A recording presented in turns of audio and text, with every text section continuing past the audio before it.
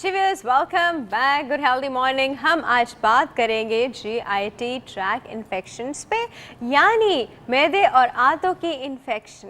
Actually सोचा ये जाता है, कॉन्सेप्ट ये है, हमें ऐसे लोग इस तरह से सोचते हैं कि शायद खाने की जो डाइजेशन स्टार्ट होती है वो स्टमक से होती है। स्टमक में डेफिनेटली खाने की डाइजेशन ज़रूर होती है, लेकिन डाइजेशन स्टार्ट जो होती है वो मुंह से ही हो जाती है। जैसे the minute you keep that food in your mouth, the second you keep that food in your mouth, वहीं पे स्लाइवा आता है, वहीं पे एंजाइम्स होते हैं और वो वहीं से उसको डाइजेस्ट करने का जो है वो प्रोसेस स्टार्ट कर देते हैं। स्टमक एक ऐसी जगह है जहाँ पर बहुत ज़्यादा एसिड होता है, इनफैक्ट हाइड्रोक्लोरिक एसिड कहते हैं उसको, और वो बहुत कॉन्सेंट्रेटेड होता है और डेली बेसिस पे 2 लीटर्स तक हमारे बॉडी में, हमारे स्टमक के अंदर हाइड्रोक्लोरिक एसिड बनता है। और वो इतना स्ट्रॉन्ग है कि अगर हमारी म्यूकोजल लाइनिंग ना हो, एक प्रोटेक्टिव लाइनिंग ना हो, तो वो हमारा अपना स्टमक गल जाए उसमें। तो हमारी पूरा जो मैं जिस ट्रैक की बात कर रही हूँ, जो मुंह से स्टार्ट होता है और इनस पे ख़त्म होता है, वो पूरा का पूरा लाइंड है, और वो लाइंड है एक प्रोटेक्टिव लेयर जिसे हम म्यूकोजल लेयर कहते हैं। अब मैंने आपको बताया था कि हमारी बॉडी में जर्म्स होते हैं, माइक्रो ऑर्गेनिजम्स ऑलरेडी होते हैं, लेकिन ये फ्रेंडली माइक्रो ऑर्गेनिजम्स होते हैं। ये हमें कुछ कह नहीं रहे होते, ये हमारी हेल्प कर रहे होते हैं इन अ सेंस कि कोई और माइक्रो ऑर्गेनिज्म ऐसा आता है जो हमारी बॉडी का नहीं है, तो फाइट बैक करके उसको ख़त्म करवा देते हैं। हमारी स्किन में भी है, जो हमारी, ये देखें, हमारी फिंगर टिप्स पे भी हैं, सब वो हमारे अपने हैं, नॉर्मल हैं। आई के यहाँ पर है, मुंह में है, पूरे जीआईटी ट्रैक में है, हर जगह हमारे अपने अपने माइक्रो ऑर्गेनिज्म हर इंसान के अपने होते हैं, जिसको हम मेडिकल टर्म्स में कहते हैं नॉर्मल फ्लोरा। नॉर्मल फ्लोरा जो होता है हर इंसान का अपना होता है। जब हमारी इम्यूनिटी कम होती है ड्यू टू एनी रीजंस, कोई भी कुछ भी वजह हो सकती है कि या तो हम ऐसी मेडिसिन्स खा रहे हैं, या फिर हमारी तबीयत ख़राब है, थोड़ी बीमारी है, या फिर कोई ऑटो इम्यून डिजीज़ हमें शुरू हो गया है जिसमें एड्स और इस तरह की चीज़ें आती हैं, या किसी का कोई ट्रांसप्लांट हुआ है जिसमें वो इम्यूनो डिप्रेशन मेडिसिन ले रहा है, तो उसमें इम्यूनिटी थोड़ी सी कम हो जाती है। तो हमारे ही अपने जो ऑर्गेनिजम्स जो वहाँ पे थे और बिल्कुल साइलेंट थे और हमें कुछ नहीं कह रहे थे, वो हमारे अपने हैं, वो हम पे इन्फेक्शन कर देते हैं, हम ही में इन्फेक्शन कहीं से इंड्यूस कराते थे। ऑपर्चुनिस्टिक इन्फेक्शंस कहते हैं। हम आज जीआईटी इन्फेक्शंस पे बात करें। जीआईटी इन्फेक्शंस प्रोटोजोल्स भी होती हैं, बैक्टीरियल भी होती हैं, ये सब माइक्रो ऑर्गेनिज्म के टाइप्स हैं। डेफिनेटली आपको ऐसे समझ नहीं आएगा तो मैं उस तरह बात भी नहीं करूँगी, लेकिन मैं सिर्फ आपको बता रही हूँ कि multiple type of micro organisms होते हैं जो मल्टीपल टाइप ऑफ डिजीज़ेज़ हमें करवा सकते हैं। जिन 2 चीज़ों की हम बहुत ज़्यादा बात करेंगे वो है हेलिकोबैक्टर पाइलोरी।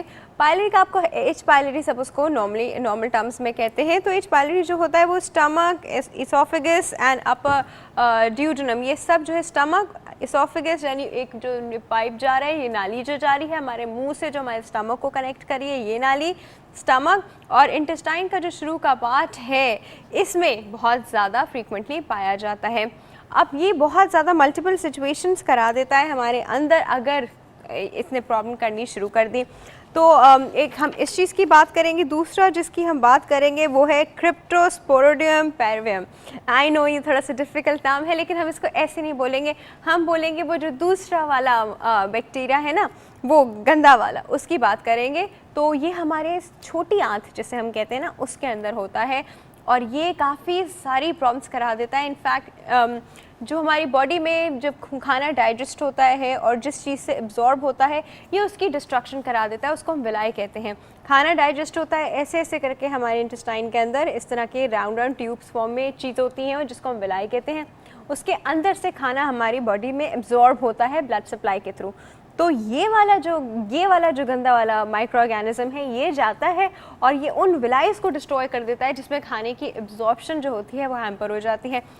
इसमें डेफिनेटली फिर बहुत सारी सिचुएशंस जो होती हैं वो इंसान के को नज़र आती हैं। हमारी oral cavity is full of micro organisms, और वो इस पर भी डिपेंड करता है कि हम जिस तरह का फूड इनटेक कर रहे हैं। हम सारा वो कोई हाथ में कह रहे हैं मुँह में उंगलियाँ ले रहा होता है, हाथ ले रहा होता है, या डिफरेंट चीज़ें, ये पेन मैंने मुँह में रख लिया, हम लोग हर तरह की चीज़ मुंह में रख लेते हैं और इससे हमारे वो माइक्रो ऑर्गेनिज्म जो है वो डिस्टर्ब भी हो जाते हैं।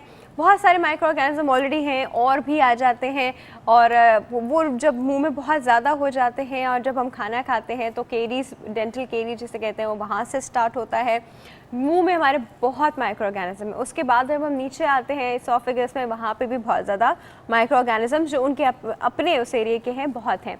फिर उसके बाद हम नीचे आते हैं, आप ऐसे सोच लें कि ये वहाँ के बाशिंदे हैं, ये हर जगह के बाशिंदे हैं। स्टमक की जब हम बात करते हैं तो यहाँ पे रेयरली कोई एक रहता है, कोई बहुत मुश्किल से, क्योंकि वहाँ पे इतनी हाई एसिडिटी होती है, इतना ज़्यादा वहाँ पे एसिड होता है, HCl होता है कि कोई माइक्रो ऑर्गेनिज्म बच ही नहीं पाता एक्सेप्ट फॉर वो जो एसिड रेजिस्टेंट होते हैं। सिवाय उनके बाकी सारे माइक्रो ऑर्गेनिज्म मर जाते हैं। फिर इंटेस्टाइन से दोबारा से वहाँ के बाशिंदे शुरू होते हैं और जहाँ तक बिल्कुल लास्ट पार्ट जिसे हम कहते हैं एनस रेक्टम का एरिया, वहाँ पे maximum amount of micro organisms जो है वो हमें मिलेंगे। अब जो बहुत सारी डिजीज़ है जिनकी हमने आज बात करनी है, जिनमें अगर हम बात करें तो एक चीज़ कहते हैं जिसे हम ट्रैवलर्स डायरिया। बहुत सारे लोगों को आपने देखा होगा कि जब वो एक जगह से दूसरी जगह सफ़र करते हैं तो उनको डायरियाज़ हो जाते हैं। तो वो डायरियाज़ क्या होते हैं, किस वजह से होते हैं, क्या आता है उनके खाने में, ऐसी क्या चीज़ हो जाती है खाने में कि उनको डायरिया हो जाता है, इस पे बात करेंगे। एक चीज़ होती है कोलाइटिस पे बात करेंगे, कॉलरा पे बात करेंगे, डेफिनेटली टाइफॉइड पे बात करेंगे, और एक चीज़ होती है फ्लैसिड पैरालिसिस, ये भी एक टर्म है, इस पे भी बात करेंगे। एंड डिसेंट्री एमीबिक भी होती है, बैक्टीरियल भी होती है, इस पे भी बात करेंगे। यहाँ मैं आपको बता दूं कि हमारे पूरे जीआईटी ट्रैक में एक मूवमेंट होती है, रिदमिक मूवमेंट है, इट्स लाइक दिस, वो एंटी ग्रेविटी भी चलती है, उसको हम पेरिस्टालसिस कहते हैं। इसी मूवमेंट की वजह से खाना यहाँ से वहाँ बिल्कुल नीचे तक पहुँचता है, इसी मूवमेंट की वजह से ये एंटी ग्रेविटी होती है। अगर आप उल्टे भी खड़े हो जाएंगे ना तो भी खाना उस फॉर्म में ही जाएगा। तो ये मूवमेंट बड़ी इंपॉर्टेंट होती हैं। अब इसमें कुछ चीज़ें आती हैं, कॉन्स्टिपेशन की जब हम बात करते हैं तो ऐसा होता है कि कुछ लोगों की पेरिस्टाल्टिक मूवमेंट, ये जिस मूवमेंट की मैंने बात की, यही स्लो होती है, खाना वहाँ पहुँचने में ही बहुत टाइम लगाता है। तो पेरिस्टाल्सिस की भी इसमें बहुत अहमियत है। इन सब चीज़ों पे हम बात करेंगे और बहुत सारी ढेरों बातें हैं आज करने को। लेकिन अभी हमारे साथ जो मौजूद हैं, काफ़ी देर से बैठे हैं, हमारे एस्ट्रोलॉजर अली अहमद साहब। आप लोग कॉल कर सकते हैं, इनसे बात कर सकते हैं और हम इनको शो में वेलकम करते हैं। अस्सलाम वालेकुम, कैसे हैं आप? बिल्कुल ठीक ठाक। Welcome to our show Ali.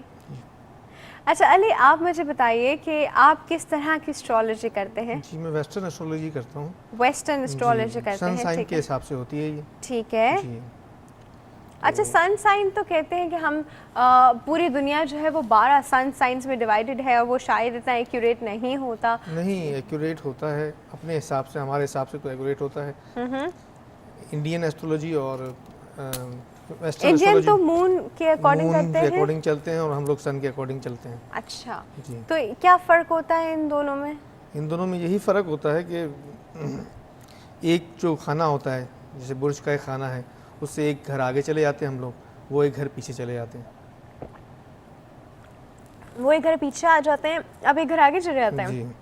मतलब कैसे, मुझे समझ नहीं आया, व्यूअर्स को भी नहीं आया होगा। ये आपका हॉरोस्कोप है, ठीक है, इसमें पहला जो है वो खाना है आपको बुर्ज का। तो अगर ये वेस्टर्न है तो हम यहाँ बढ़ जाएंगे आगे, और अगर ये इंडियन है तो एक घर पीछे चले जाएंगे। जैसे आपका टॉरस है, जेमिनाई बनता है वेस्टर्न से और टॉरस बनेगा इंडियन से। अच्छा जी, ओके, चलें, ये तो हमें नहीं पता था। अच्छा मुझे बताइए कि एक्यूरेसी ज़्यादा किस में आती है, मून वाले में आती है कि सन वाले में आती है? ये तो बिलीफ के ऊपर है आपकी। अच्छा जी, ओके, आप क्या किस तरह मालूम करते हैं, आप क्या पूछते हैं, फिर आप क्या बनाते हैं, किस तरह लोगों को बताते हैं, ये बताइएगा। जी, मैं मतलब एक क्या कहते हैं कि हॉरोस्कोप बनाता हूँ, उसमें जो मतलब टाइम ऑफ बर्थ, सिटी और नाम बंदे का, वो मालूम करने के बाद डेट ऑफ बर्थ और टाइम ऑफ बर्थ। नाम क्यों मालूम करना है? नाम से जिंदगी पे काफ़ी असरात पड़ते हैं नाम के। अच्छा, जी जी, ठीक है। तो नाम से आपने कहा ज़िंदगी पे काफ़ी असरात पड़ते हैं, तो जब बच्चा पैदा होता है तब तो उसका नाम नहीं होता। जी बिल्कुल। और आई थिंक ये चीज़ें तब सेट होती हैं, जिस तरह आपने ये बनाया है वो तो तब सेट होती है जब बच्चा पैदा होता है। पैदा हो जाता उसकी है। टाइम से उस वक्त जो प्लैनेट्स की लोग मूवमेंट है। जैसे अपने आबा अजदाद के नाम रखते हैं अपने बच्चों पे। कुछ लोग होते हैं जो इन चीज़ों में बिलीव करते हैं, एस्ट्रोलॉजी वगैरह पे, तो वो अपने नाम उनके हिसाब से रखते हैं। ओके, अच्छा चले व्यूअर्स, यहाँ पे आप कॉल करके भी इनसे अपने सन साइन के अकॉर्डिंग पूछ सकते हैं, क्योंकि हम लोग यूजुअली जो एस्ट्रोलॉजी हम लोग डेली बेसिस पे करते हैं वो मून साइन के अकॉर्डिंग होती है। This is the sun sign के according western astrology. Western astrology कहते हैं। और हमारे पास एक कॉल है, उसको अटेंड करते हैं। अस्सलाम वालेकुम। वालेकुम अस्सलाम। गुड हेल्दी मॉर्निंग, कौन बात कर रहा है? किसी मैं शबाना बात कर रही हूँ, जी शबाना, कहाँ से? कराची से। कराची से, जी क्या पूछना चाहेंगी? असल में मैं अपनी बेटी के बारे में पता करवाऊंगी। बेटी का नाम बताइएगा। बेटी का नाम लारेब। लारेब, पूरा जी। पूरा नाम बताना है? Lareb is enough. अच्छा, डेट ऑफ बर्थ बताइए। 15 अक्टूबर 15 हाँ 90 19 15 अक्टूबर 1990। नहीं 94 15 अक्टूबर 1994। जी। ठीक है, कहाँ पैदा हुई? ये जैकमाबाद में। जैकबाबाद में। टाइम पता है? टाइम जो है 11 से मतलब 1 के बीच में, 11 12 1 मतलब। दोपहर में 11 से 1 के बीच में। जी जी। बहुत लंबा टाइम ड्यूरेशन बता रही हैं। वो असल में कंफर्म टाइम नहीं है, इस वजह से। अरे 2 घंटे के ड्यूरेशन में पता चल जाएगा, एक्यूरेट आ जाएगा। या फिर कोशिश 12 कर। से 1। चलें ठीक है, अच्छा बताइए क्या पूछना है आपने? इनके मुस्तकबिल के बारे में, इनका सदका, इनका स्टोन। अच्छा चलें, ठीक है, हम आपको बता रहे हैं, ऑन एयर आंसर दे रहे हैं। ठीक है जी, thank you so much for calling. Hi ji Ali. जी, तो ये क्या जानना चाह रही हैं उनके बारे में? बस मुस्तकबिल के बारे में, कोई सदका, जी। कोई स्टोन। अली जो है वो थोड़ी डिफरेंट तरीके से करते हैं। इनके पास ये he doesn't use a software. आप देख रहे होंगे इनके पास एक नोट पैड है, और वो नोट पैड पे कुछ हाथ से बना रहे हैं और वो उसके अकॉर्डिंग बता रहे हैं। तो I think that's going to take a bit of time. Definitely एक सॉफ्टवेयर से करना और वैसे करने से थोड़ा सा डिफरेंट होता है। अब आई डोंट नो उन्होंने क्या निकाला है। हमें आहिस्ता आहिस्ता करके इनकी एस्ट्रोलॉजी समझ में आएगी। It's gonna take some time.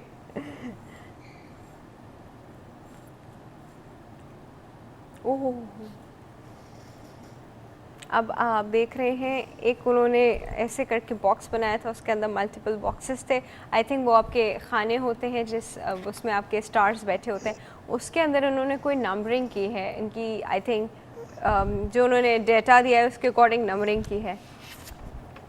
11 2 6 इस तरह की चीज़ें लिखी हैं। Let's see what it is. का सनसाइन लिब्रा निकलता है। सन साइन लिब्रा निकलता है। लारेब का जो है सनसाइन लिब्रा निकलता है।